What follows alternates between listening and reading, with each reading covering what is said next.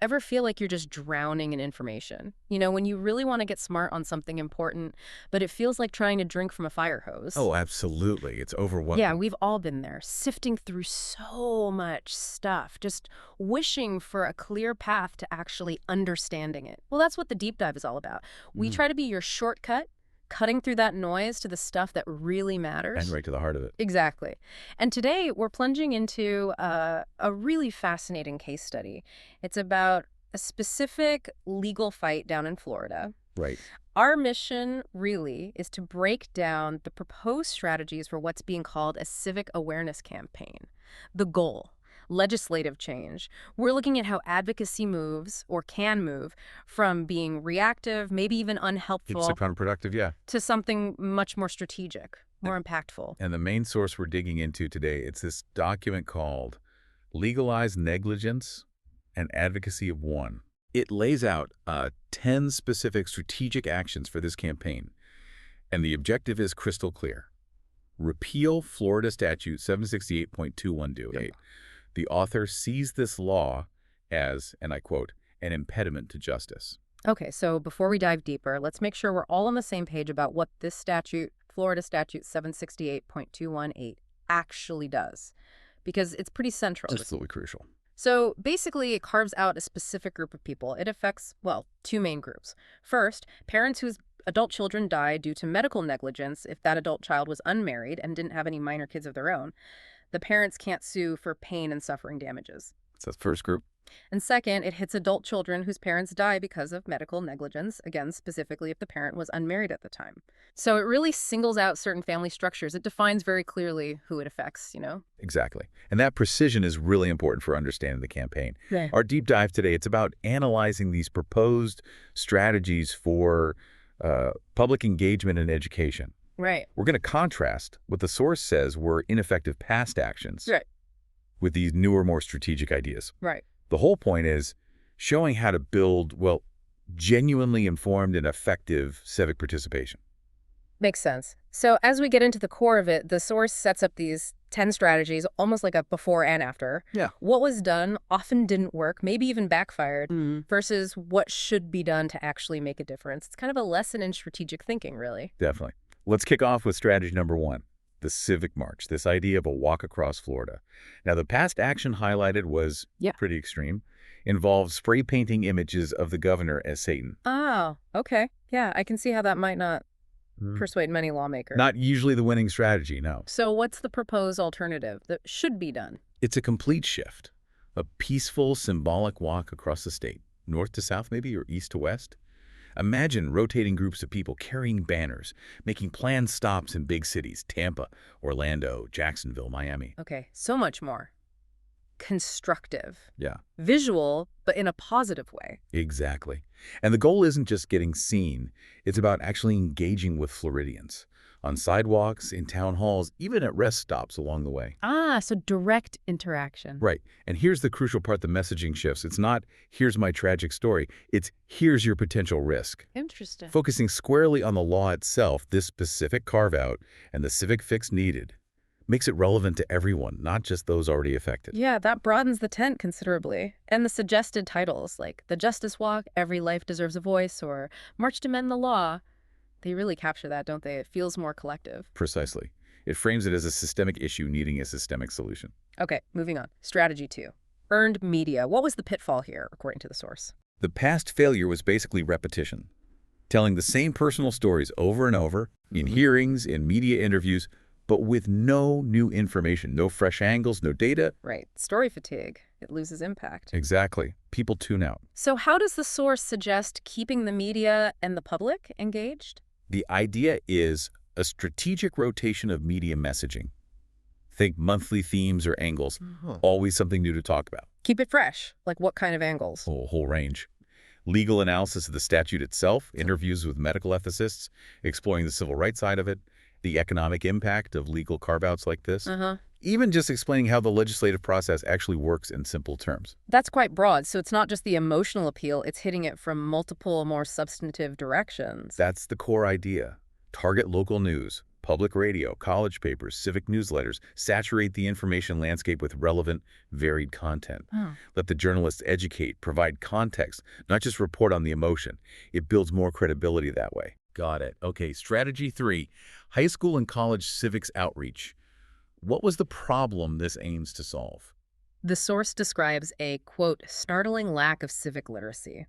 People just didn't understand the basics, how a bill becomes law, how vetoes work, legislative committees, the fundamentals of governance. Yeah, that's a huge barrier. If you don't know how the system works, how can you possibly hope to change it? Precisely. So the proposal is for civic literacy tours, basically scheduling talks at high schools, universities, Okay. specifically educating students on things like tort law, equal protection, and crucially, how they, as citizens, can actually influence legislation. It's about empowerment through knowledge. That feels like a really important long-term investment. Yeah. Does the source talk about making that stick, engaging students on something potentially dry like a statute? Yeah, it stresses partnerships, working with law schools, student governments to host forums, debates specifically about FS Section 768.21 Make it relevant to them. Right. The aim is long-term. Cultivate the next generation of reformers, people who understand the Constitution, sure, but also the nitty-gritty of how a bill actually moves through committee. Practical knowledge. Okay, strategy 4, constituent instruction kits. Digital and printable. What was the disastrous before picture here? Oh, it was bad.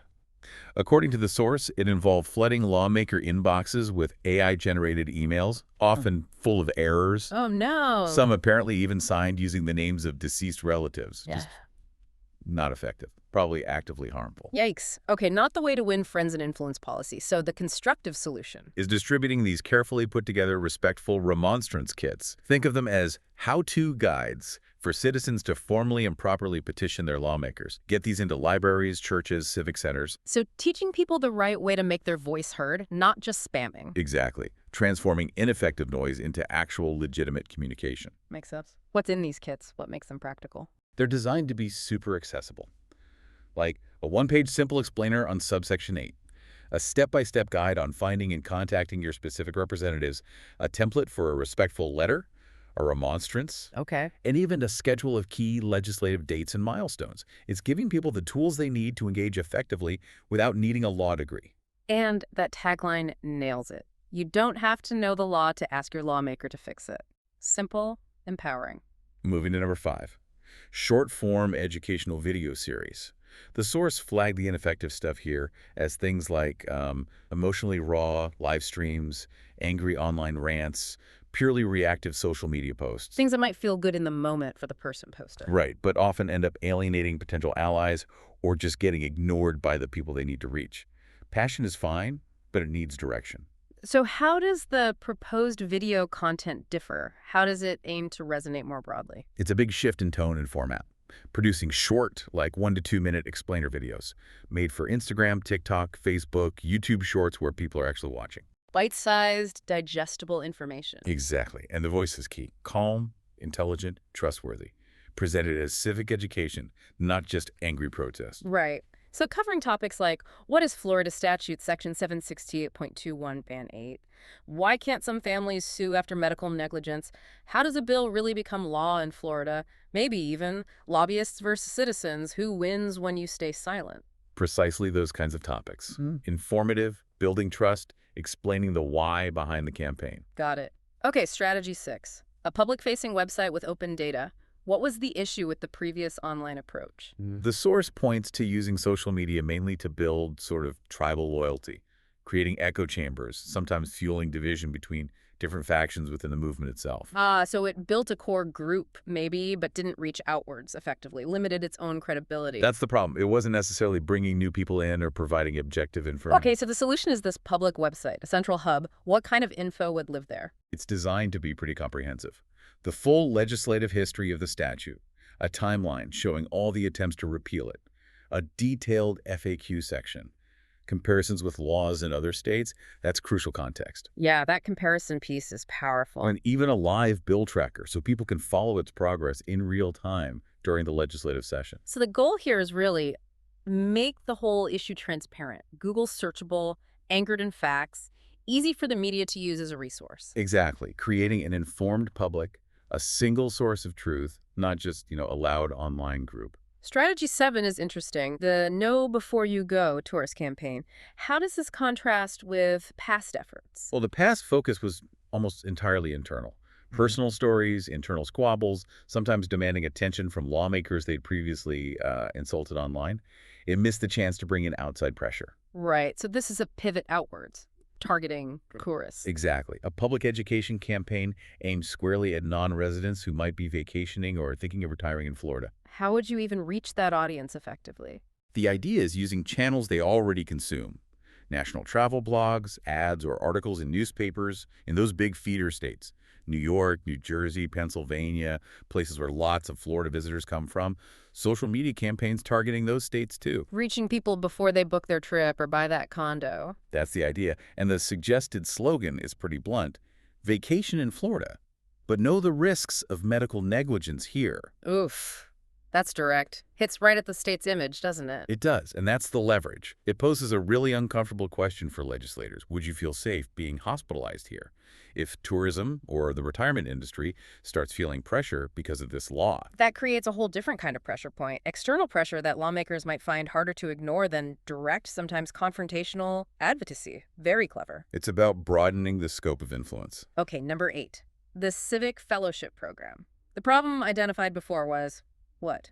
Online activism without focus. Yeah, kind of reactive online stuff, lacked discipline, coordination. The source even mentions leaders contradicting each other, sometimes week to week. That really waters down the message. Undermine a whole effort. So the fellowship program is about structure. Exactly. Recruiting volunteers across the state to become trained justice ambassadors, building a coordinated, proactive network. And how do they get trained? What support do they get? The plan involves monthly Zoom briefings, covering legal strategy updates, making sure everyone's using the same disciplined messaging, and reinforcing those civics basics we talked about earlier. So consistency and professionalism prevents those mixed messages. Right. And their mission then becomes leading local awareness events, organizing town halls, building those crucial grassroots contact lists, getting ready for future legislative pushes like for 2026, but doing it with strategic unity. Building a disciplined, statewide, sustainable movement. Okay, number 9, delegation meeting prep teams. What went wrong at these meetings before? According to the source, advocates often showed up unprepared, reading emotional statements off their phones, repeating points others had just made, sometimes even getting facts wrong. Not a good look when you have limited time with lawmakers. Doesn't build confidence. Definitely not. Yeah. So the proposed mission is simple. Prepare well-briefed teams in every legislative district specifically for these delegation meetings. Preparation is key. What does that look like in practice? What would these teams deliver? Clear, concise talking points agreed upon beforehand. A rotating cast of speakers so lawmakers aren't hearing the exact same person or story every single time. Keeps it fresh, avoids redundancy. And critically, making sure there's always at least one person on the team ready to present data, hard facts, not just anecdotes. Maybe tailoring the pitch slightly to the specific lawmaker if possible. So turning that delegation meeting from what sounds like a wasted opportunity into a real chance to actually persuade someone. Strategic use of that FaceTime. Exactly. And finally, strategy number 10, counter-lobbyist truth briefs.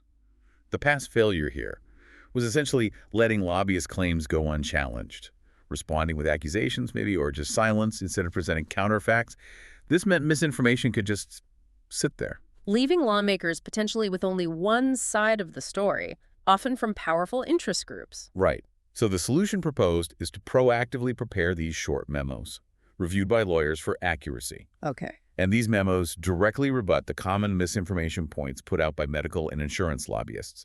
It's arming lawmakers with the other side of the argument factually. Fighting fire with facts. How do these truth briefs actually get to the lawmakers effectively? The idea is to provide them quietly, discreetly, before key committee votes.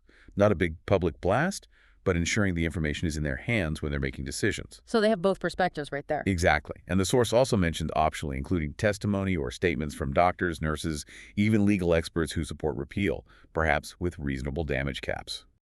Showing it's not just victims versus the entire medical establishment. Precisely. Showing that fairness Accountability and responsibility can actually go hand in hand. Yeah. It counters the narrative that this is somehow anti-doctor. So stepping back and looking at all 10, wow, what this deep dive really highlights is this huge contrast, isn't it?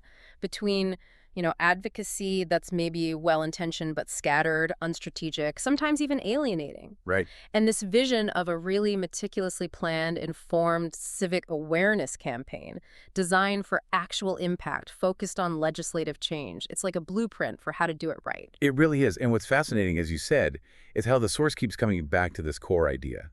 Fostering informed civic participation is key. That the strategic, thoughtful approach is actually closer to what the founders envisioned for citizen engagement, rather than just, chaotic shouting. Strategic engagement, not just protests. Exactly. It's about understanding the system and working smartly within it, or to change it. Which really leaves a big question for you, our listener, doesn't it? Yeah. Thinking about this specific case study, what does it suggest about the power of communication? Specifically, thoughtful, data-driven communication in shaping not just public opinion, but actual policy, regardless of the specific issue. How could these principles, this focus on strategy, on education, on respectful engagement, on countering misinformation with facts, how might they apply to other civic issues that you care about? It really makes you think about the difference between just making noise and making a real difference.